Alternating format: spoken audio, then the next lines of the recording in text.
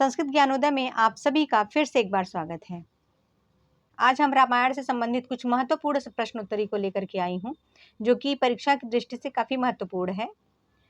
तो अधिक समय न लेते हुए आइए क्लास स्टार्ट करते हैं। आज का पहला प्रश्न है, रामायणकारः अस्ति, अर्थात रामायण के रचनाकार हैं वेदव्यासः, वाल्मीकिः, कालिदासः, तुलसीदासः। तो इसका सही आंसर है ऑप्शन बी, वाल्मीकि। रामायण के रचनाकार वाल्मीकि हैं। अब अगले प्रश्न की ओर बढ़ते हैं। अगला प्रश्न है, रामायणे श्लोक संख्या अस्ति, अर्थात रामायण में श्लोक संख्या है 25,000, 24,000, 20,000, 23,000। तो इसका सही आंसर है ऑप्शन बी, 24,000। अगले प्रश्न की ओर बढ़ते हैं। अगला प्रश्न है, रामायणे कियत् कांडानि सन्ति, अर्थात रामायण में कितने कांड हैं? 7, 18, 6, 8। तो इसका सही आंसर है ऑप्शन ए, 7। रामायण में 7 कांड हैं। ठीक है, रामायण में 7 कांड हैं। अगले प्रश्न की ओर बढ़ते हैं। अगला प्रश्न देखिए। अगला प्रश्न है, रामायणम वर्णितम अस्ति। अगला प्रश्न है, रामायणम वर्णितम अस्ति, अर्थात रामायण वर्णित है सर्गेषु, पर्वसु, कांडेषु, अंकेषु। रामायण किसमें वर्णित है? सर्ग में वर्णित है कि पर्वों में वर्णित है कि कांडों में वर्णित है या अंकों में वर्णित है? तो इसका सही आंसर है ऑप्शन सी, कांडेषु। रामायण कांडों में वर्णित है, ठीक है, जिसमें 7 कांड हैं। अगला प्रश्न देखते हैं। अगला प्रश्न है, चतुर्विंशति सहस्री संहिता का कथ्यते, अर्थात चतुर्विंशति सहस्री संहिता किसे कहा जाता है?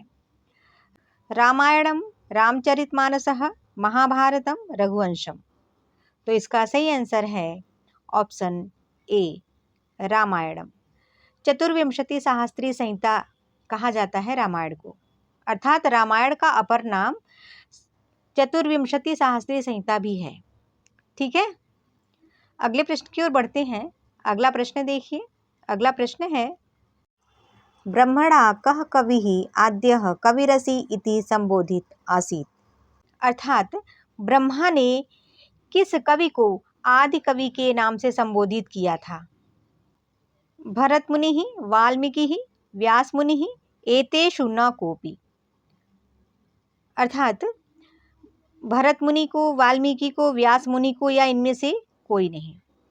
तो इसका सही आंसर है ऑप्शन बी, वाल्मीकि ही। अर्थात ब्रह्मा ने महर्षि वाल्मीकि को आदि कवि के नाम से संबोधित किया था। ठीक है, अगले प्रश्न की ओर बढ़ते हैं। अगला प्रश्न देखिए। अगला प्रश्न है, मा निषाद प्रतिष्ठां त्वमगमः शाश्वतीः समाः इति अयं श्लोकः कस्य कवेः मुखात् निसृतः आसीत्, अर्थात मा निषाद प्रतिष्ठां त्वमगमः शाश्वती समाः, यह श्लोक किस कवि के मुख से निकला था? वेदव्यासस्य, कालिदासस्य, वाल्मीकेः, भासस्य। वेदव्यास के, कालिदास के, वाल्मीकि के, भास के। किस यह श्लोक मा निषाद प्रतिष्ठां त्वमगमः शाश्वती समाः, यह श्लोक किसके मुख से निकला था? किस कवि के मुख से निकला था? वेदव्यास के मुख से निकला था कि कालिदास के मुख से निकला था कि वाल्मीकि के मुख से निकला था या भास के मुख से निकला था?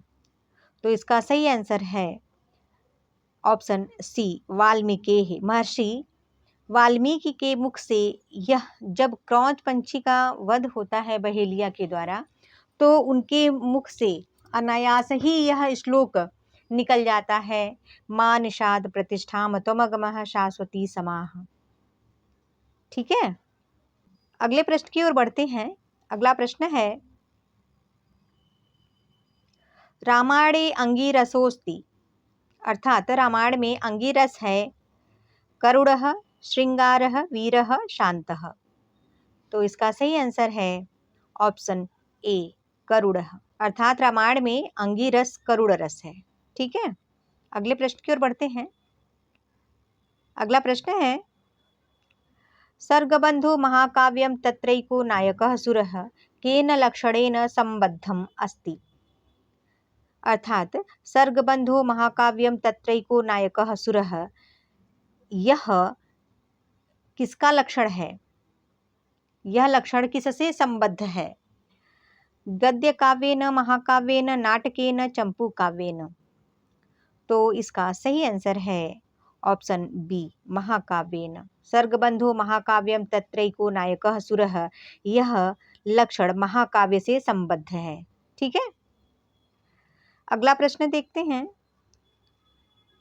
अगला प्रश्न है, त्रिवर्गे भवन्ति। त्रिवर्गे भवन्ति अर्थात त्रिवर्ग होते हैं। धर्मार्थ काम मोक्षाः, धर्मार्थ कामाः, धर्म काम मोक्षाः, अर्थ काम मोक्षाः। तो त्रिवर्ग कौन कौन से होते हैं? तो इसका सही आंसर है ऑप्शन बी, धर्मार्थ कामाः। धर्म, अर्थ और काम, ये 3 त्रिवर्ग कहे जाते हैं। ठीक है, अगले प्रश्न की ओर बढ़ते हैं। अगला प्रश्न है, महाकाव्ये न्यूनातिन्यूनं सर्गाणि भवन्ति। अर्थात महाकाव्य में कम से कम सर्ग होते हैं। कितने? महाकाव्य में कम से कम कितने सर्ग होते हैं? 7, 5, 8, 10। तो इसका सही आंसर है ऑप्शन सी, 8। महाकाव्य में कम से कम 8 सर्ग होते हैं। ठीक है, अगला प्रश्न देखते हैं। अगला प्रश्न है, रामायणाश्रितम अस्ति। अर्थात रामायण आश्रित है भट्टिकाव्यम, शिशुपालवधम, कुमार संभवम, किरातार्जुनीयम। तो इसका सही आंसर है भट्टिकाव्यम। ठीक है, अगले प्रश्न की ओर बढ़ते हैं। अगला प्रश्न है, रामायण संबद्धम नाटकम नास्ति। अर्थात रामायण से संबद्ध नाटक नहीं है। प्रतिमा नाटकम, अभिषेक नाटकम, यज्ञफलम, वेड़ी संहारम। तो इसका सही आंसर है ऑप्शन डी, वेड़ी संहारम रामायण से संबद्ध नाटक नहीं है। ठीक है, अगले प्रश्न की ओर बढ़ते हैं। अगला प्रश्न है, काव्यस्य प्रमुखानि भेदानि सन्ति। काव्य के प्रमुख भेद हैं 2, 3, 4, 5। तो इसका सही आंसर है ऑप्शन बी। ठीक है, इसका सही आंसर है ऑप्शन बी, 3। काव्य के प्रमुख 3 भेद हैं। अगला प्रश्न देखते हैं।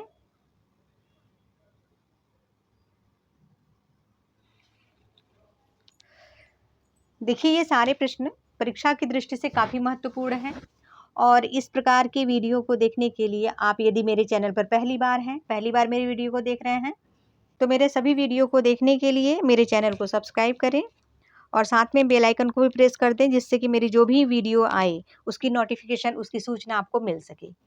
अगला प्रश्न है, प्रबंध काव्यस्य अवान्तर भेदानि सन्ति। अर्थात प्रबंध काव्य के अवान्तर भेद हैं 2, 4, 5, 27।